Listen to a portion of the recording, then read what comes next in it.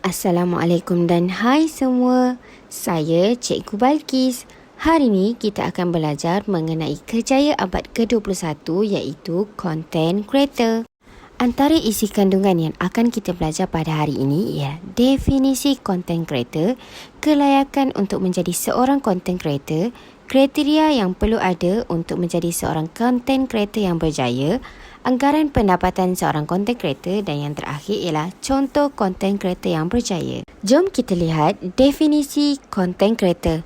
Seorang content creator ataupun pencipta kandungan adalah seorang individu yang mencipta atau menghasilkan kandungan digital seperti teks, gambar, video atau audio yang dimaksudkan untuk disebarkan melalui platform digital seperti laman web, blog, media sosial seperti Instagram, TikTok, Facebook, saluran YouTube dan juga platform streaming. Seterusnya, kita pergi kepada kelayakan untuk menjadi seorang content creator. Menjadi seorang content creator tidak memerlukan kelayakan formal tertentu seperti diploma atau ijazah. Walau bagaimanapun, terdapat beberapa kebolehan atau pengetahuan yang penting untuk berjaya dalam kerjaya ini. Yang pertama ialah pengetahuan mengenai platform digital. Pemahaman media sosial iaitu mengetahui cara menggunakan platform media sosial seperti Instagram, Facebook, Twitter, TikTok dan juga lain-lain. Seterusnya ialah kreatif dan unik. Kebolehan dalam menciptakan kandungan visual yang menarik, pengetahuan asas dalam fotografi dan juga videografi diperlukan supaya dapat menarik minat orang lain untuk melihat kandungan kita. Kemahiran komunikasi juga penting dalam menjadi seorang content creator. Kebolehan berkomunikasi dengan jelas dan efektif adalah penting dalam berinteraksi dengan pengikut dan penonton. Akhir sekali ialah dari segi pemahaman peraturan dan etika. Memahami undang-undang hak cipta, etika pemasaran dan peraturan yang berkaitan dengan kandungan digital adalah perlu sebagai seorang content creator.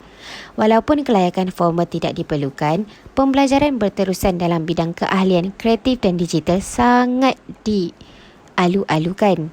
Terdapat banyak kursus dalam talian, webinar dan juga sumber pendidikan lain yang boleh membantu meningkatkan kemahiran yang diperlukan untuk menjadi seorang content creator yang berjaya. Seterusnya, kita pergi kepada kriteria untuk menjadi seorang content creator yang berjaya. Untuk menjadi seorang content creator yang berjaya, terdapat beberapa kriteria yang dapat membantu membezakan anda daripada yang lain. Berikut merupakan beberapa ciri dan kriteria yang penting. Yang pertama ialah kreativiti dan keunikan. Kemampuan dalam mencipta idea kreatif, kebolehan mencipta kandungan yang unik, inovatif dan menarik bagi penonton. Seterusnya ialah pemahaman tentang penonton. Memahami siapa audiens sasaran anda, apa yang mereka cari dan cara terbaik untuk memenuhi keperluan dan minat mereka.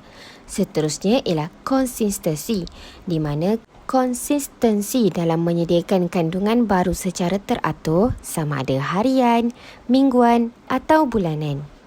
Kemahiran pemasaran diri sendiri juga penting dalam menjadi seorang content creator yang berjaya, di mana kebolehan mempromosikan diri sendiri melalui platform media sosial, blog atau saluran YouTube dan membangunkan kesedaran jenama. Dan yang terakhir ialah pentingkan kualiti.